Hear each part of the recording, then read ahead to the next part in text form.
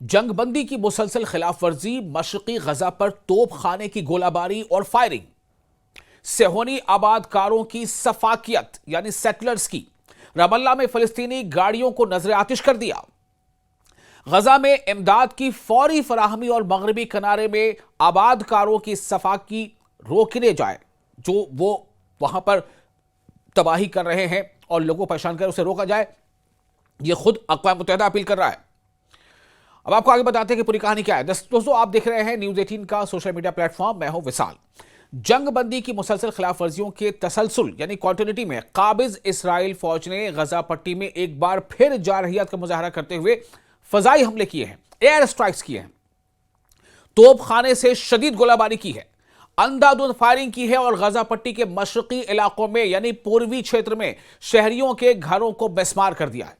यह सब कुछ तब हो रहा है, मैं फिर दोहरा रहा हूं, जब दुनिया को यह पता है कि सीज फायर लागू है, जंग बंदी लागू है, तब यह सब कुछ हो रहा है। जो सोशल मीडिया के जरिए से और बहुत सारे ऐसे जो मकामी जराए हैं, जो लोकल सोर्सेज हैं, उनके मुताबिक काबिज इसराइल की फौज ने तोप खाने के जरिए गजा पट्टी के शुमाली इलाकों के अतराफ को निशाना बनाया। शुमाली मतलब उत्तरी क्षेत्र के आसपास के इलाके को निशाना बनाया।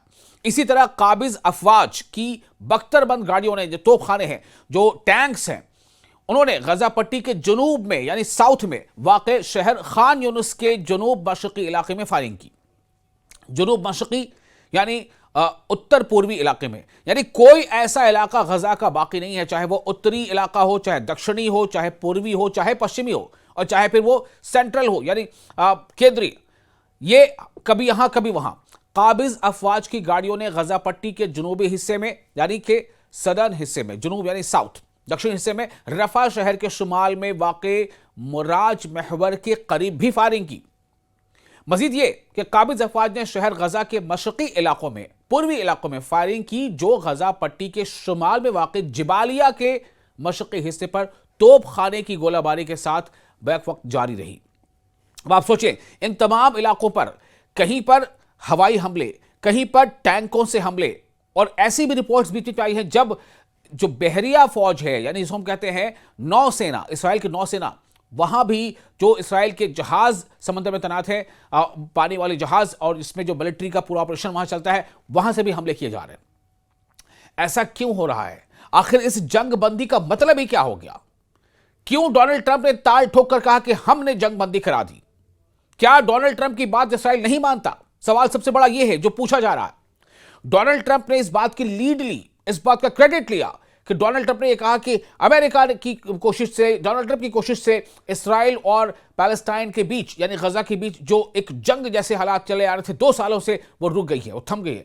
कोई दो राय इसमें नहीं है कि वाकई वो उस पैमाने पर नहीं हो रही है, लेकिन 500 से जायद मरतबा 2 महीनों के अंदर 500 से जायद मरतबा, आप सोचे कि 10 अक्टूबर को जंगबंदी नाफिज हुई है, 10 अक्टूबर से 10 नवंबर, 10 नवंबर से 10 दिसंबर, यानी 2 महीने से कुछ ही दिन ज्यादा हुए हैं, और इस बीच 500 से जायद मरतबा जंगबंदी की खिलाफ वर्जी इसराइल कर चुका है।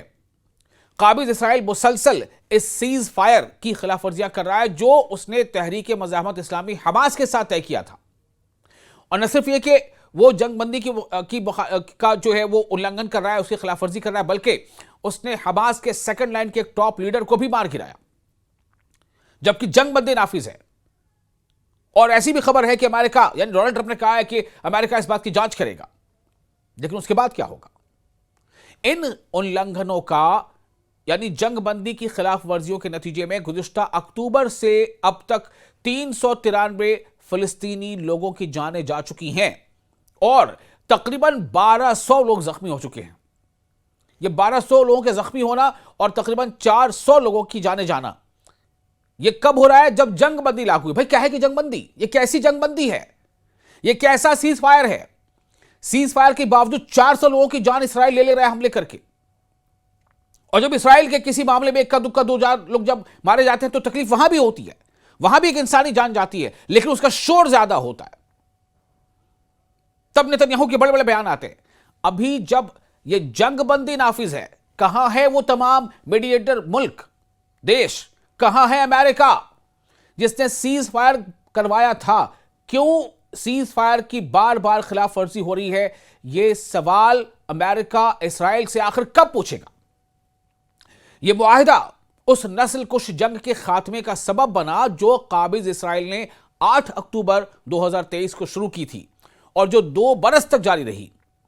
इस जंग में 70,000 से जायद, और कुछ रिपोर्ट्स की माने जो गैर तस्दीक शुदा हैं, उन रिपोर्ट्स के मुताबिक 1 लाख से भी कहीं ज्यादा फिलिस्तीनी लोगों की जानें जा चुकी हैं इन 2 सालों में।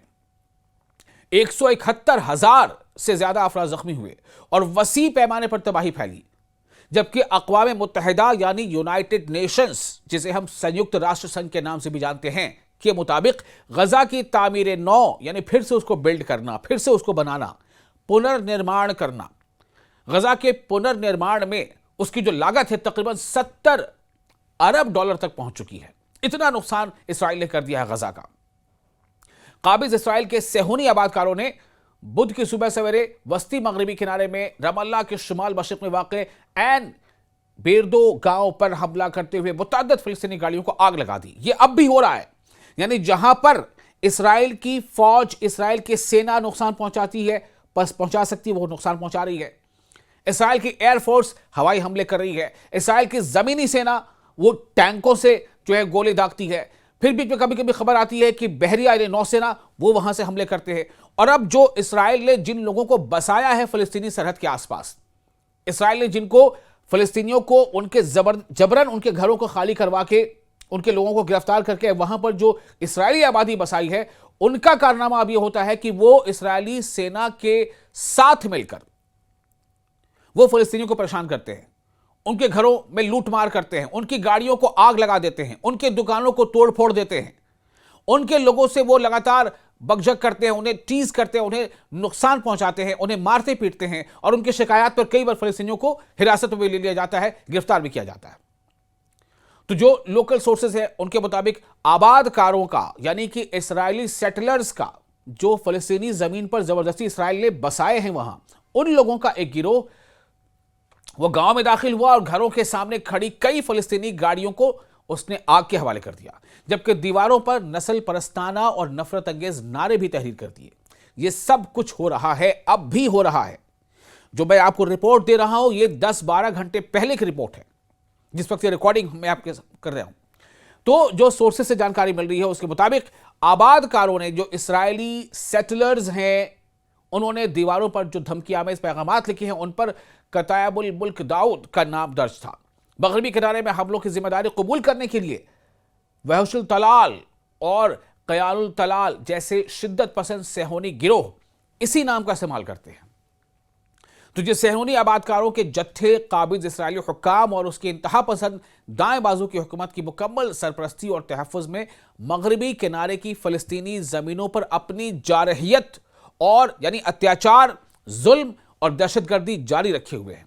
इस हुकूमत का मकसद फ़लस्तीनियों की मजीद अमलाक हथियाना है, उनकी ज़मीनों पर कब्जा जमाना है, उनके घरों को तोड़ फोड़ करना है, उनकी जो अमलाक है, उनके जानवर, उनके खेत, उनकी गाड़ियों को नुकसान पहुंचाना है और उन्हें उनके सरजमीन से बेदखल करना है। अब इसका अंजाम क्या होता है? सुनने में तो ये आई है, सुनने में ये बात आई है कि अमेरिका ने जो इसराइल के हमले में फ़लस्तीन के सेकंड रैंक के एक बड़े कायद की जो मौत हुई है, जिनको फ़लस्तीनी का कहना है कि शहादत हुई है, उसके बारे में अमेरिका कह रहा है कि इस पर छानबीन करेंगे, इसकी जांच करी जाएगी कि आखिर सीज फायर में ऐसा कैसे हो गया। लेकिन क्या वाकई अमेरिका वो सब कुछ सिद्क दिल से चाहता है? क्या अमेरिका को पता नहीं है कि इसराइल क्या कर रहा है? क्या अमेरिका को मालूम नहीं है कि इसराइल जो कुछ कर रहा है उसमें अमेरिका का भी उन्हीं पैसों का इस्तेमाल करता है जो अमेरिका उनको मदद के तौर पर देता है? अरबों खरबों देता है अमेरिका इसराइल को, पैसे की मदद, हथियारों की मदद और न जाने क्या क्या। तो सवाल अब यह पैदा होता है कि आप आखिर मदद करते हो और फिर आप ये चाहते हो कि वो जो है वो हमले भी ना करे। आप तो शायद आपकी मंशा क्या है? सवाल तो सबसे बड़ा ये है।